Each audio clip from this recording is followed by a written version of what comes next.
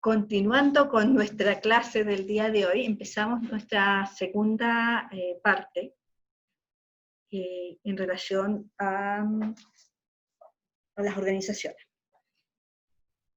Les recuerdo que estamos inmersos en la primera unidad, y en esta primera unidad tenemos que revisar todo lo relacionado con las organizaciones. Hemos visto por qué nacen, hemos visto su importancia, hemos vinculado organizaciones mecánicas con las orgánicas, hemos revisado o revisitado la doble contingencia, hemos visto los conceptos de eficiencia y eficacia, nos hemos preguntado qué tipos de organizaciones conocemos, cómo las bibliotecas van a enfrentar el post-COVID, y ahora en esta clase número 4 hemos, en la primera parte, visto ambiente, hemos hablado de las fuerzas ambientales, y hemos dicho que esas fuerzas ambientales que afectan enormemente a las organizaciones, las vamos a mirar con mayor detención cuando trabajemos la planificación estratégica, que es nuestra tercera unidad.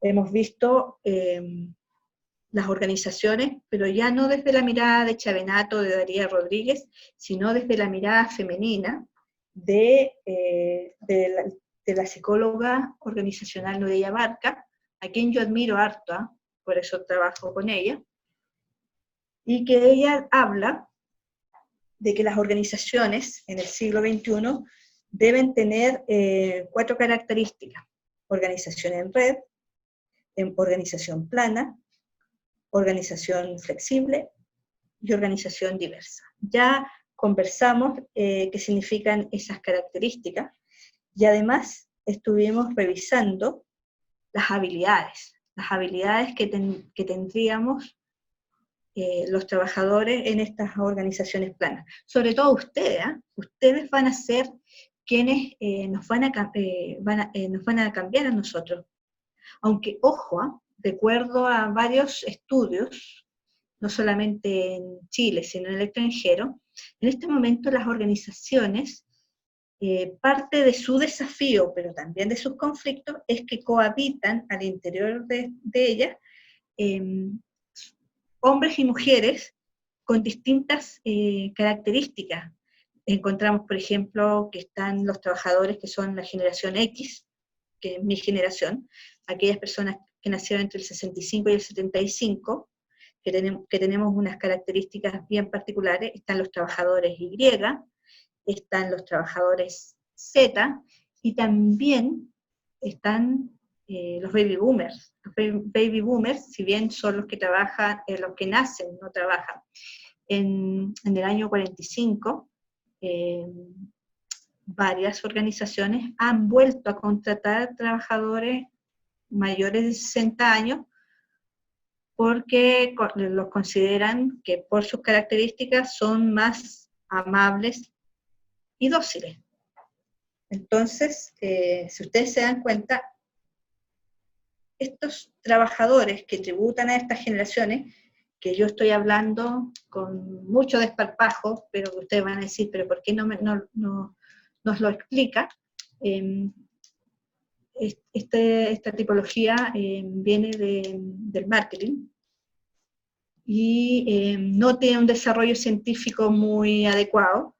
Es más bien una tipología que responde a características socioculturales y de consumo.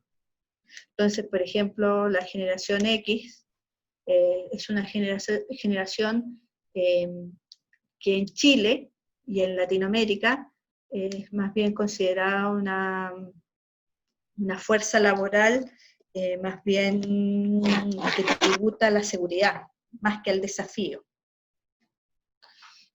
Los Y, que son aquellos que nacieron entre el 85 hasta el 95, son personas que asumen más riesgos que la generación X. Y los baby boomers, que son los que nacieron después de la Segunda Guerra Mundial, es una generación que conoció el estado de bienestar, sobre todo en Europa y en Estados Unidos, por tanto es una generación más hedonista. Pero todas estas características que estoy hablando se desarrollan de manera distinta en países desarrollados como países como el nuestro. La generación X en Estados Unidos nace en plena época de la psicodelia, de la guerra de Vietnam, de Nixon. En cambio nosotros, si bien nacimos en la época de Frei, nos tocó vivir en dictadura. Entonces ese es otro contexto. Por eso volvemos a rescatar la importancia del ambiente, que era lo que iniciamos la clase número 1, más que clase número 1, la parte 1 de la clase 4 del día de hoy. El contexto es muy importante, es fundamental revisarlo, mirarlo. Entonces, habíamos visto también las habilidades de estas características de la organización que va desarrollando Nurey Abarca. Entonces vimos que a la organización en red es trabajo en equipo, que a la organización plana es negociación, que vimos que la organización, si es flexible, uno tiene que ser multifuncional. Puse un ejemplo de la experiencia de una colega en el Duoc. Si es diversa, se necesita que la comunicación sea fluida e interpersonal y que además sepamos resolver conflictos. Y finalmente, si la organización es global, esta comunicación tiene que ser transcultural. La psicóloga, la académica de la Universidad Católica, Nurey Abarca, habla de comunicación transcultural. Yo me atrevería a decir intercultural, pero ella habla de transcultural porque apela a que sea más profunda, pero no desarrolla cómo hacerlo. Entonces, por eso prefiero que ustedes pongan comunicación intercultural, que hay más trabajo teórico detrás de eso. Habíamos lanzado la pregunta, ¿concuerdan con las características de la organización que plantea Abarca? Esa es una pregunta para debatir. Esa es una pregunta que ustedes pueden hacérsela para sí, pero también sería bueno conversarla entre compañeros. Aquí hubiera sido fantástico haber hecho una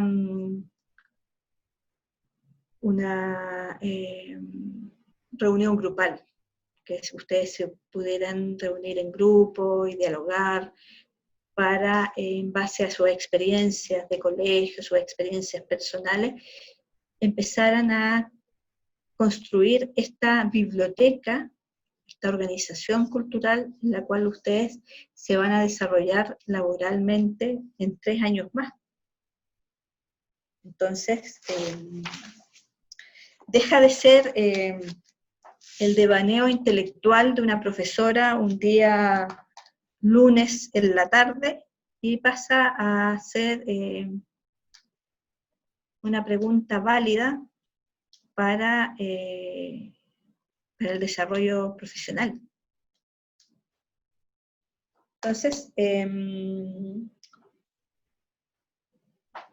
esta pregunta también tiene que ver con las teorías organizacionales que ustedes pueden leer en el capítulo que Jorge dejó en el e-aula, de un texto que a mí me parece extraordinario. Todos los años me sorprendo gratamente con el trabajo que hace Darío Rodríguez, no solamente en sus textos, sino también como consultor organizacional. Entonces, el texto se llama Gestión Organizacional, Elementos para su Estudio, y el capítulo que ustedes tienen en el e-aula responde al capítulo 2. En ese capítulo 2, nuestro autor desarrolla profundamente las distintas teorías organizacionales que se han dado en el siglo pasado.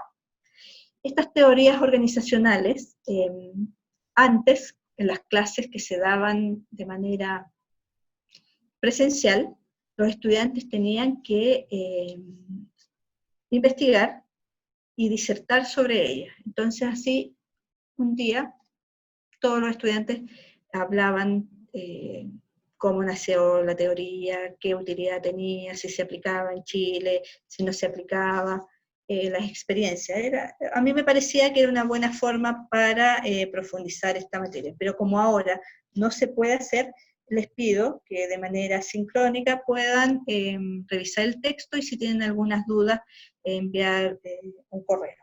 Las teorías organizacionales tributan a 3 líneas de conocimiento que son muy potentes. Una proviene de la sociología, la otra de la administración y la tercera de la psicología social.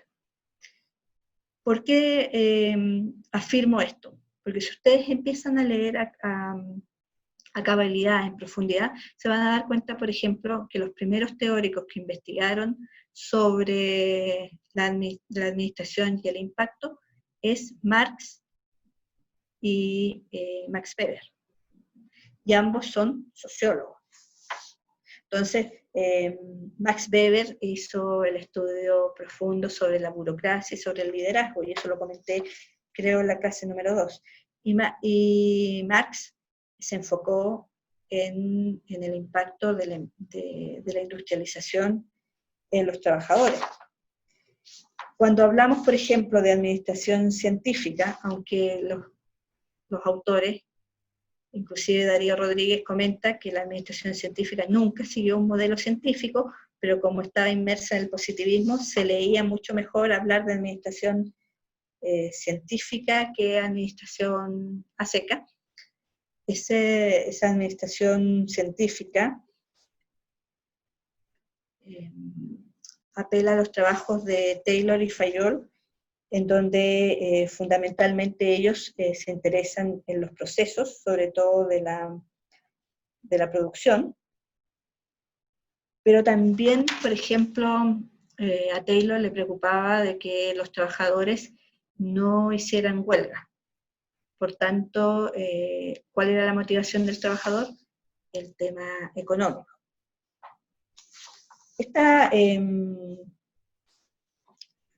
teoría tiene ventajas, porque, por ejemplo, permite el uso de especialización técnica, extrae energías y lealtad y da un foco a la actividad total, orienta al grupo total al logro de una meta común. Si uno lo ve desde el punto de vista de área geográfica, aumenta la coordinación, estamos hablando de la Escuela de Administración Científica, mejora la adaptación del programa total a las necesidades locales. Pero a su vez, como todo, también tiene desventajas. Es difícil en la práctica que eviten duplicación de procesos o de tareas. Tiende a la sobrecentralización. Se sobreenfatiza en el cómo más que en el qué. Por tanto, si estamos en una cadena de montaje, tiende al error. Minimiza las ventajas de la especialización y sobre todo deshumaniza el trabajo de las personas. Porque se interesa más cómo se hace que es lo que mueve a las personas. Entonces acá la Escuela de Administración Científica, insisto en el punto, se centra más en el proceso que en las personas. La Escuela de Relaciones Humanas, yo había comentado en la parte 1, que nacía de las investigaciones que se hizo en la Western Electric, en Illinois, en la década del 20, que se preocupaban fundamentalmente de cómo las personas producían de mejor manera. Y como bajo la mirada de la administración científica lo único que motivaba a la persona era el dinero, nunca se preocuparon de conceptos como, por ejemplo, el liderazgo. Si bien Max Weber había trabajado el tema del liderazgo, lo había mirado desde el carisma. Max Weber se preocupaba cómo las personas seguían a un líder y ese seguimiento era más bien casi como al de un mesías. En cambio, acá en la escuela que se autodenominó Relaciones Humanas, porque se centró justamente en cómo los seres humanos humanos se vinculaban, acá empieza a irrumpir el concepto de un liderazgo que se da más bien espontáneo entre pares.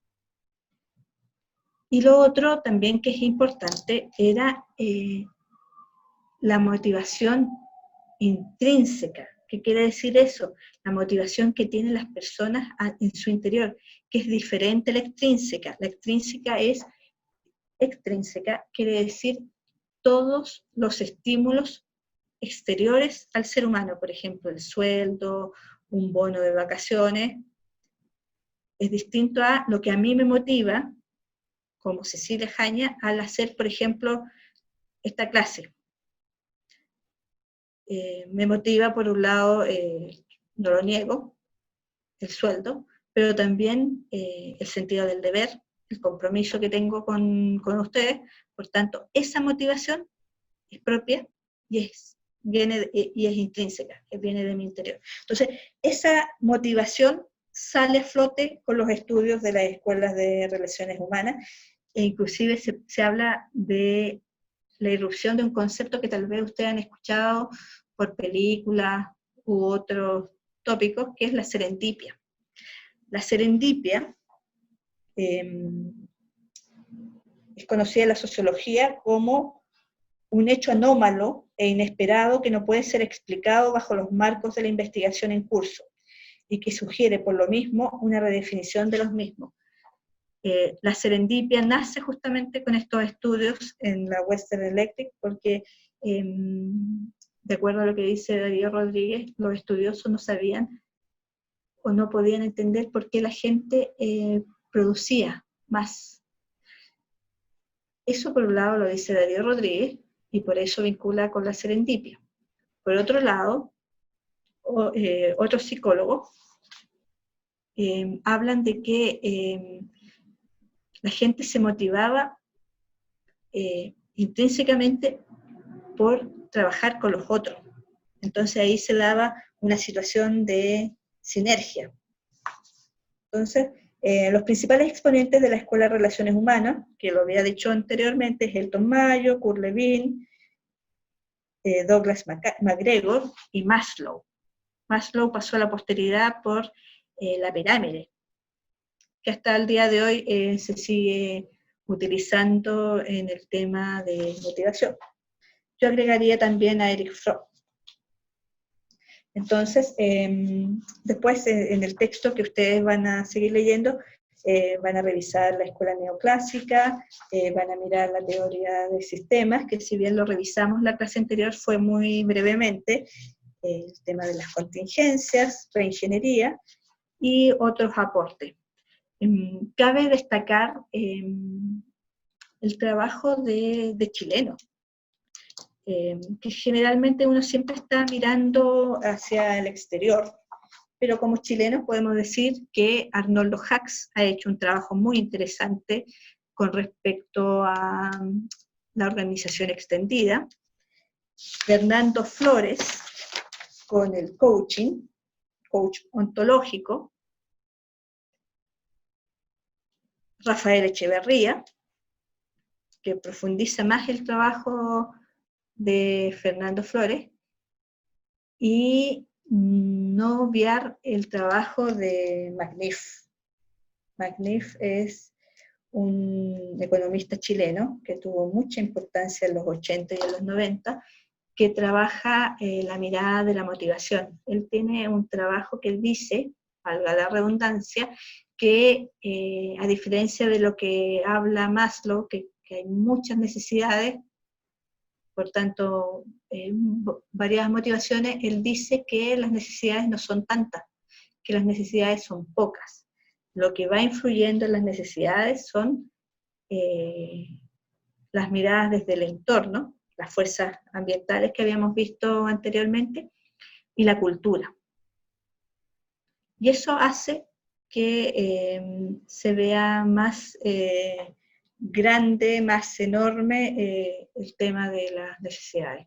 Entonces, reitero este pequeño reconocimiento a los teóricos chilenos que han trabajado en las teorías organizacionales, y que han sido reconocidos fuera de nuestro país. De hecho, son más reconocidos fuera que al interior de Chile. Si yo les preguntara a ustedes, ¿conocen a McNiff? ¿Conocen a Arnoldo Hacks? A lo mejor me dicen que no, pero si yo les hablo de Taylor o Maslow, seguramente ya lo revisaron en el curso de administración del año pasado o lo vieron en el marco de algún estudio de ciencias sociales. Entonces,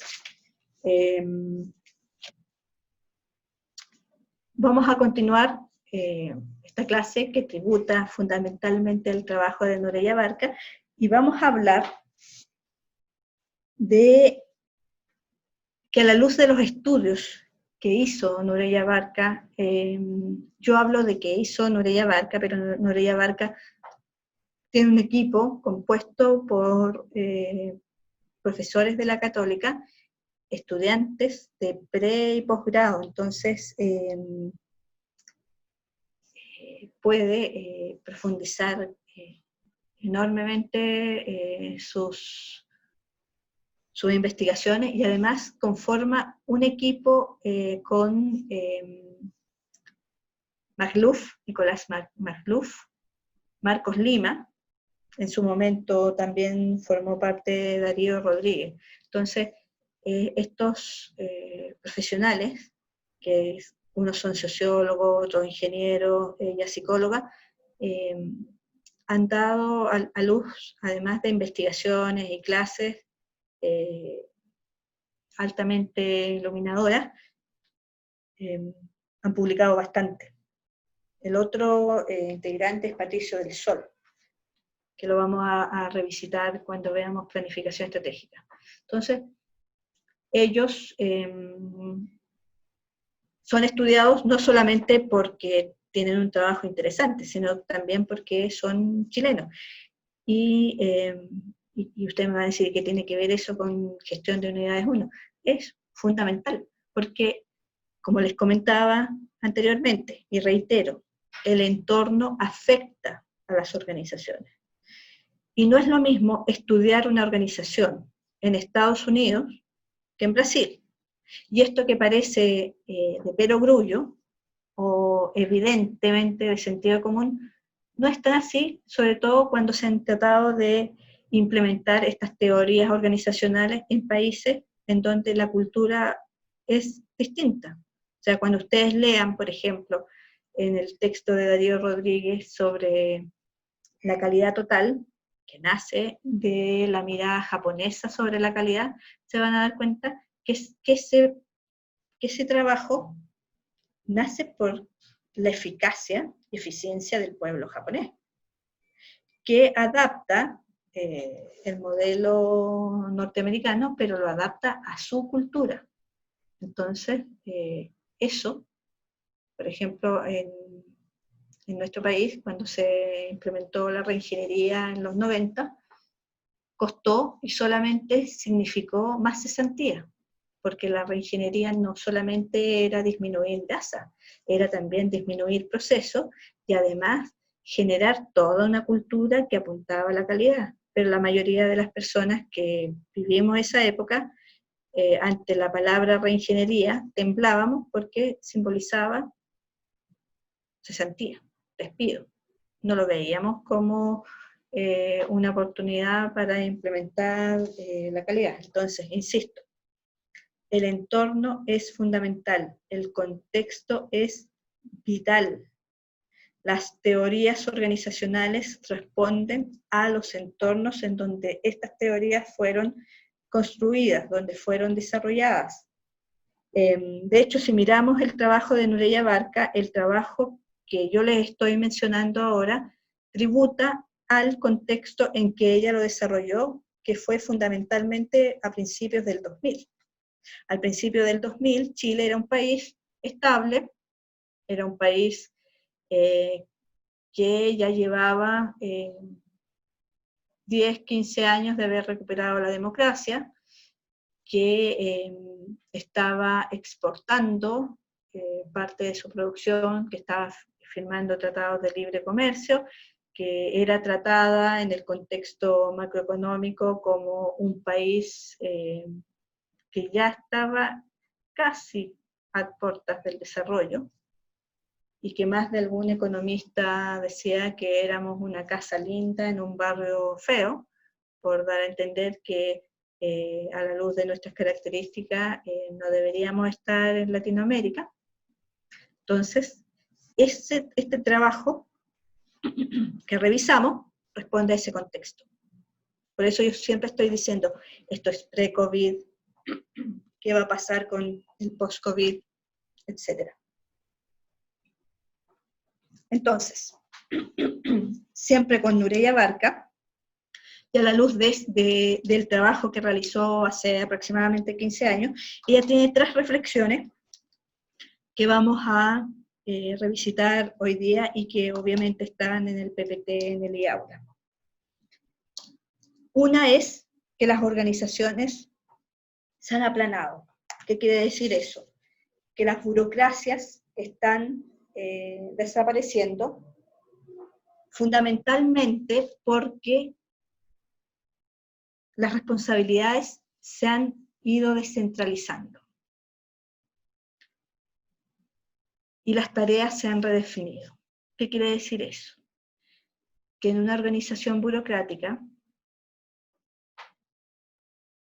las tareas y las responsabilidades eran propias de las jefaturas, y que el principio medular era: las tareas se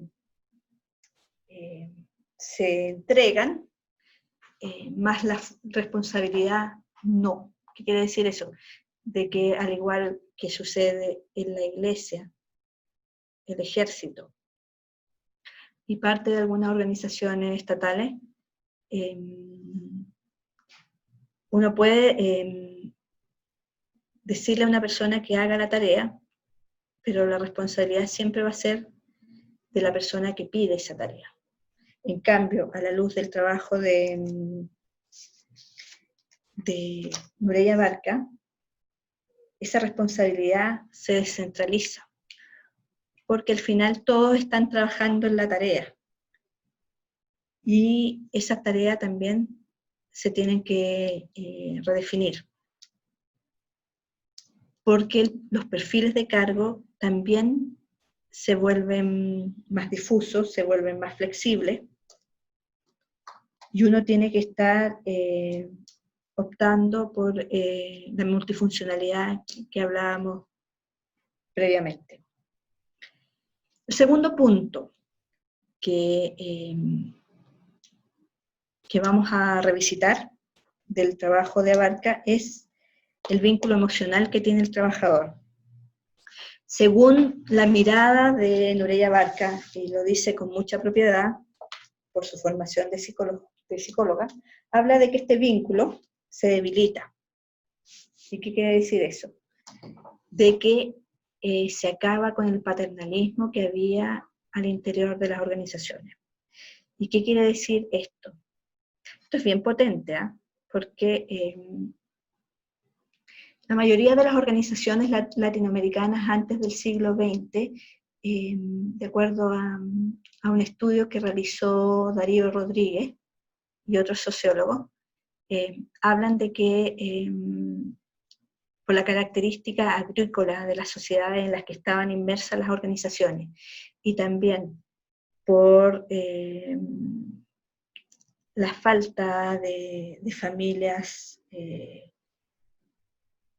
la precariedad emocional de la mayoría de sus trabajadores, las personas entraban a las organizaciones buscando una figura paternal, una figura que los protegiera, una figura que les diera las herramientas, pero también de una u otra manera los respetara y les fuera guiando en el camino.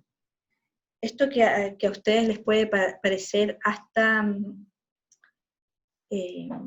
irrisorio, uno lo puede comprobar, por ejemplo, con organizaciones como Superpollo, antes de que fuera AgroSuper, en donde la figura del dueño, que se llama Gonzalo Vial, era el pater familia. Él premiaba y castigaba a sus trabajadores como si estuviera en la hacienda. Y otro ejemplo es lo que pasó, por ejemplo, con Canal 13, cuando el Canal 13 era de propiedad de la Iglesia Católica. Y en esa época, ese canal llevaba aproximadamente, hasta el año 98, 30 años dirigido por una sola persona. Y todas las decisiones pasaban por esa gerente, de tal manera de que era un canal que tenía muchos periodistas, programas, mucha censura también, porque la Iglesia Católica tenía poder, de hecho era su canal, y nadie se cuestionaba que este señor que se llamaba Eleodoro Rodríguez pudiera vetar a una persona que hablara de su vida privada y la sacara limpiamente, porque él era el padre. Entonces, él premiaba y castigaba como un señor de la querencia. Entonces, estos dos ejemplos no son tan antiguos y grafican justamente ese modelo paternalista que existe aún en varias organizaciones, no solo en el país, sino en Latinoamérica. Pero que Nureya Barca comenta que eso está cambiando, claro, porque los trabajadores Y, Z, inclusive ustedes cuando han trabajado o se han vinculado con las organizaciones, no están dispuestos a perder su privacidad o su opinión porque alguien los censure o enuncie que lo está haciendo porque los está cuidando. Entonces, así como comentábamos anteriormente, que en este momento el gran desafío de las organizaciones es la convivencia entre varios tipos de generaciones, esa convivencia se genera y puede tener bemoles, puede tener dificultades, justamente por las motivaciones, pero también por este tópico. Hay trabajadores, seguramente sus padres, sus abuelos, laboraron durante mucho tiempo en la misma organización y su interés era ascender, pero estar en esa organización, porque les daba tranquilidad, les daba seguridad. En cambio, ustedes no están buscando eso. A lo mejor, porque no sabemos qué va a pasar en estos 2 o 3 años. A lo mejor sí van a buscar seguridad porque producto del costo de la vida que va a ser muy alto, y eso sí puedo decirlo con propiedad, de que en un año más ya está evidenciándose que el costo de la vida en nuestro país, no solamente en nuestro país, a nivel internacional está en alza.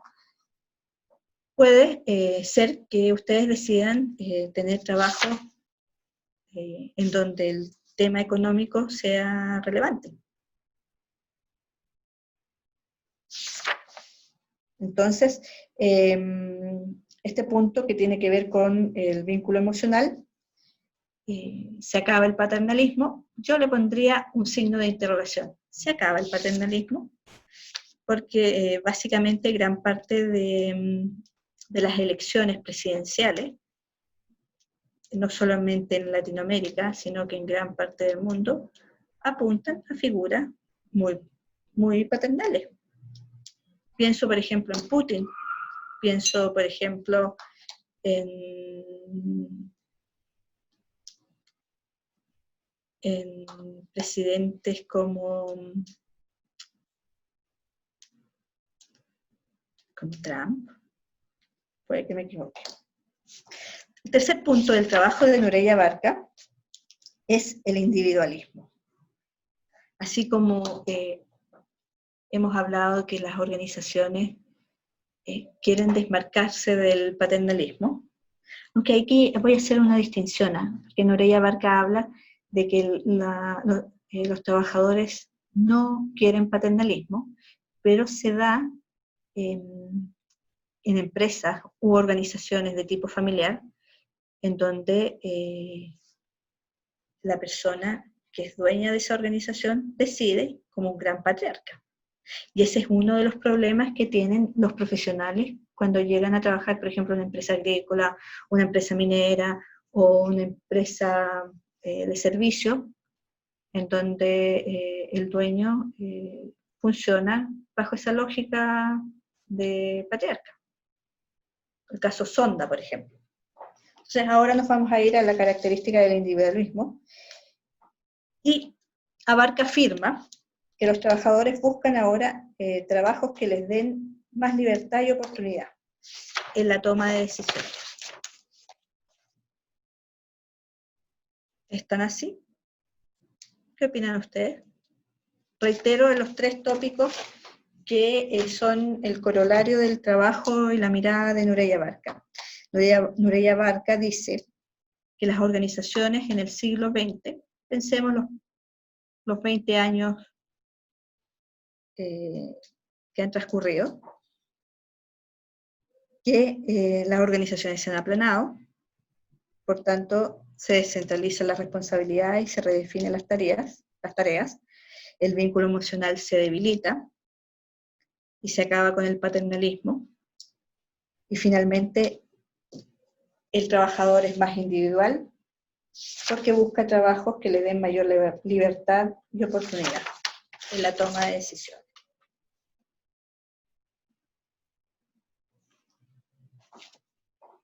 ¿Será así? ¿Buscamos participar en la toma de decisiones?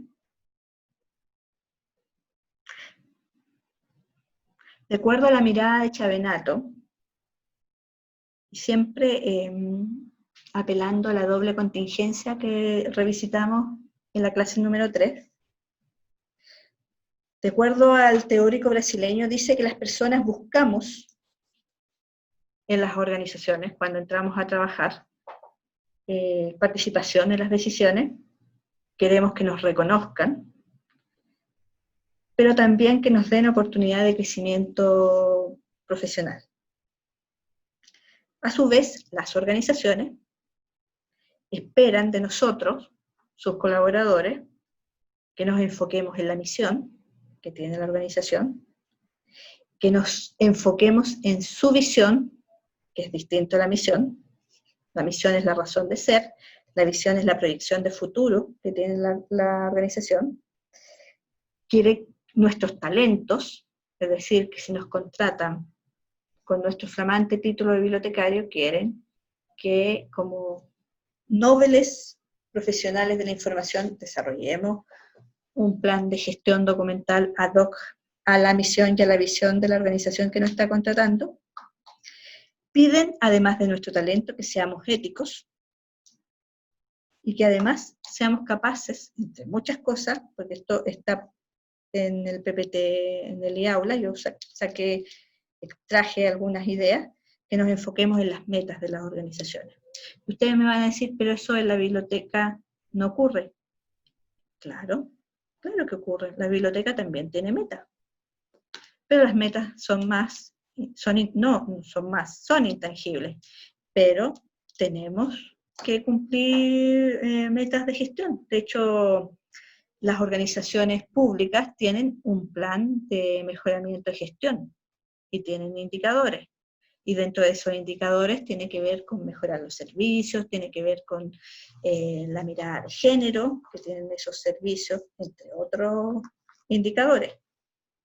La participación de las personas, participación de las personas, pero no de manera simbólica, sino que apunta, por ejemplo, a la asistencia. Este fin de semana es el Día del Patrimonio. Y en los últimos 10 años, el Día del Patrimonio se transformó en un día en que la ciudadanía asistía a sus espacios, valga la redundancia, patrimoniales, para no solamente ver las colecciones y disfrutar de los servicios, sino que también ver la programación de gestión cultural que tenían esos lugares. Y ese tipo de actividades era cuantificable y se transformaba en un indicador muy potente si la biblioteca pública quería postular a un plan de mejoramiento de infraestructura, un PMI, pero también era un dato, o más que un dato, la información que quería presentar la memoria anual, en este caso, por ejemplo, del Museo de Historia Natural. Entonces, es relevante que los bibliotecólogos, y en general todos los profesionales, trabajemos con gestión, porque las organizaciones tienen una misión, tienen una visión, tienen un objetivo, y parte de eso, que además tributa la doble contingencia, hace la razón de que nosotros estemos en esa organización. Entonces,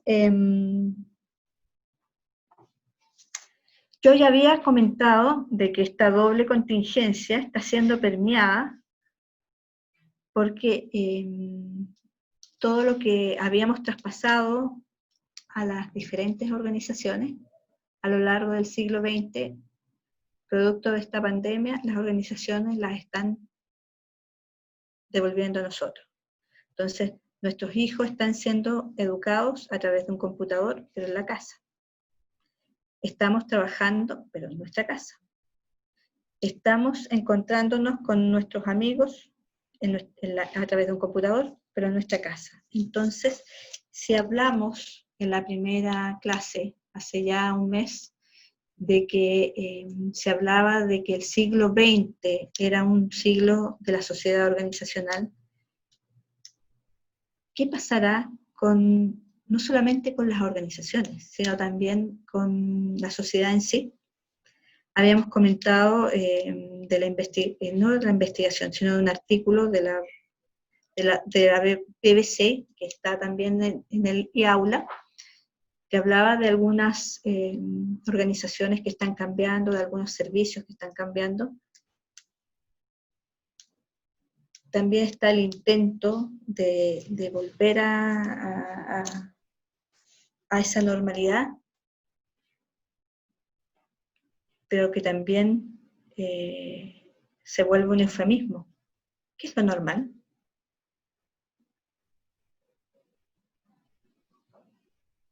¿A qué normalidad estamos hablando?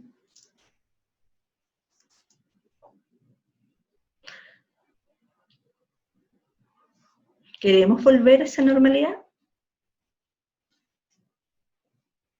¿Estamos capacitados o queremos transformarnos en agentes de cambio?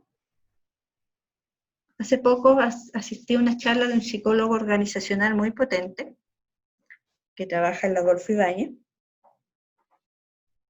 y él hablaba de que los perfiles de cargo, cuando entra una organización a trabajar, a los trabajadores, a los colaboradores, o socios, como diría Chavenato, nos piden, además de nuestras competencias técnicas, que eso ya es lo mínimo, lo básico, además de nuestras competencias emocionales, que hace 10 años era un plus, pero ahora también está dentro de lo que se debe tener.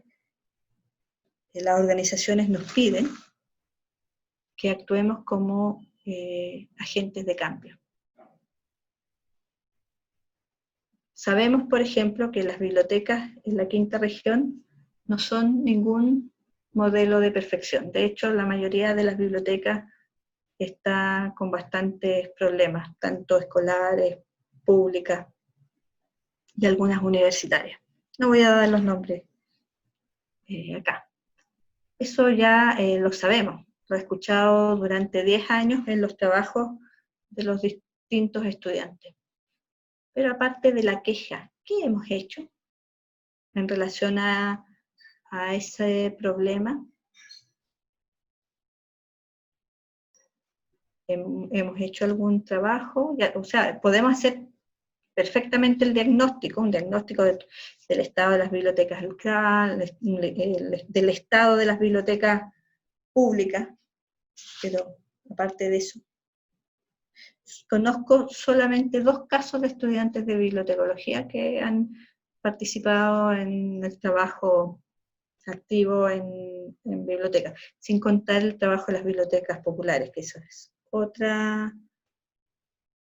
otro tema. Las bibliotecas populares responden a otro entorno, responden a otra naturaleza, tienen otra misión, y aquí yo estoy hablando de organizaciones que están insertas en otras organizaciones. Estoy hablando de las bibliotecas CRA, que están insertas en un colegio, estoy hablando de las bibliotecas públicas, que dependen del municipio y a su vez del sistema de bibliotecas públicas, estoy hablando de las bibliotecas universitarias que tributan a la misión de la universidad, estoy hablando de las bibliotecas especializadas, que con mayor razón tienen que responder a la misión de la organización. No, estoy hablando de ese tipo de organización, no de las bibliotecas populares. Entonces, ¿qué hemos hecho? ¿Qué hacemos?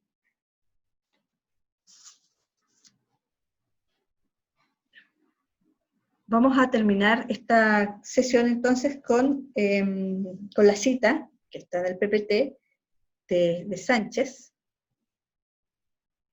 que habla de que las bibliotecas son organizaciones complejas, y que además lo importante de las bibliotecas como organización compleja es que seamos gestores o generadores de capital social. Y el capital social son los conocimientos y las habilidades que tienen las personas para ser capaces de solucionar sus propios problemas. En este caso, por ejemplo, ¿qué está pasando con las ollas comunes en distintas partes de Chile? Ese es el resultado de una necesidad tremenda de alimentación, pero que además, en espera de que la organización, sea el municipio, el Estado, etcétera, responda a ello, la gente ha sido capaz de autogenerar las ollas y trabajar para satisfacer esa necesidad básica, fundamental. Yo jamás, no puedo decir jamás, pero no me imaginé estar inmersa, estar inserta en una situación tan dolorosa como la que estamos viviendo, porque no solamente es la pandemia, sino también la evidencia de que Chile, ese Chile de los 2000 que yo hablaba, que estábamos insertos en el contexto internacional, que estábamos firmando tratados, que inclusive Un Techo para Chile hablaba en 2010 por un país sin mediagua, obviando que detrás de ese escenario, de esa escenografía, estaba esta realidad de un país que a lo mejor nunca hemos salido de la pobreza endémica. García Canclini tiene un texto de hace 20 años que dice que cada niño que nace en América Latina nace con una deuda per cápita de $1.500.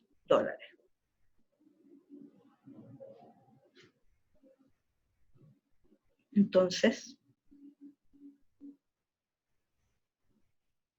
el desafío es trabajar en este contexto latinoamericano. Por eso, los autores que revisitamos son autores latinoamericanos. El trabajo que estamos haciendo desde la gestión es que el corolario o los principios que debemos siempre manejar es que todo se tiene que administrar, todo se financia, pero además se tiene que hacer de manera ética. Ergo, ustedes van a salir a trabajar en un entorno muy desafiante y tienen que estar a la altura de esos desafíos. Tienen que ser capaces de trabajar en equipo, pero también que tienen que ser sujetos éticos y también asumir experiencias de liderazgo. porque los presupuestos no van a ser como los que yo conocí alguna vez en la década de los 90, cuando trabajé en organizaciones privadas.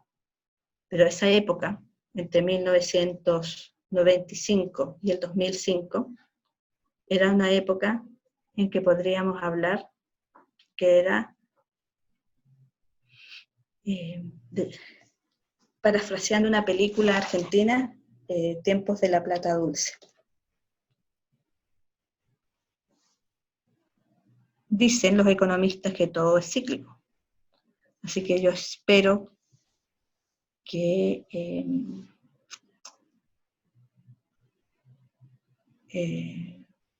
por un lado estemos a la altura de las circunstancias, pero también que salgamos fortalecidos de esta pandemia y de otras situaciones adversas. Muchas gracias, nos vemos la próxima clase. Les doy disculpas si sienten que mi discurso es un tono oscuro, pero al trabajar en gestión y estar involucrada en ciertos trabajos y lecturas, hacen que la mirada de esta clase, sobre todo mirando el ambiente y las fuerzas de ese ambiente, hagan que tenga esta lectura el día de hoy. Nos vemos en la próxima clase. Muchas gracias.